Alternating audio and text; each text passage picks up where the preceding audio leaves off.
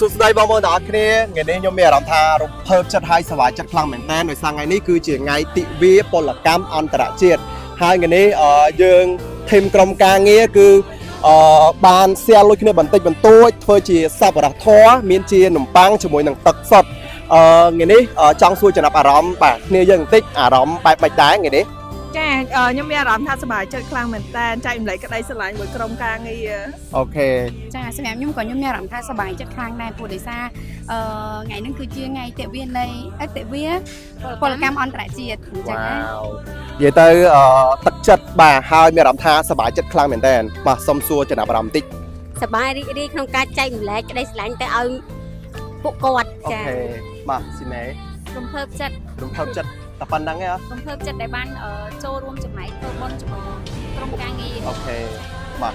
បងឡៃសម្រាប់ខ្ញុំក៏រំភើបចិត្តដែរដែលតែបានចែកក្តីស្រឡាញ់ទៅជូនពួកគាត់ចា៎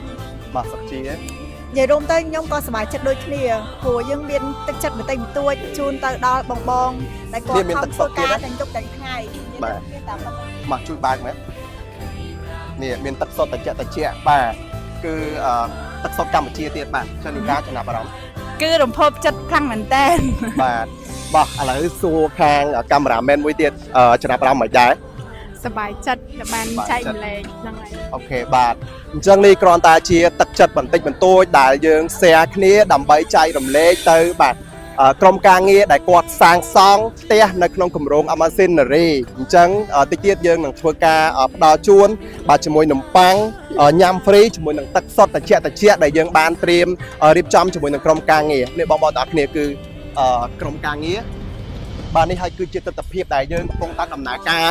សាងសង់ផ្ទះគំរូថ្មីបងប្អូនទាំងអស់គ្នាបាទហើយនេះសិទ្ធិផ្ទះគំរូរបស់យើងឯងបងប្អូនទាំងអស់គ្នាបាទហើយបន្តិចទៀតចុងម៉ោងគឺដល់ម៉ោងដែលគាត់សម្រាប់យើងនឹងប្រកាសមិនต้องទឹកសុទ្ធទេបងអត់ទៅទេបង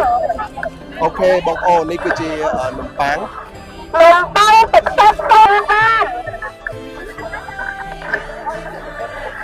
មិនต้องទឹកសុទ្ធទេបងអត់ទៅទេបង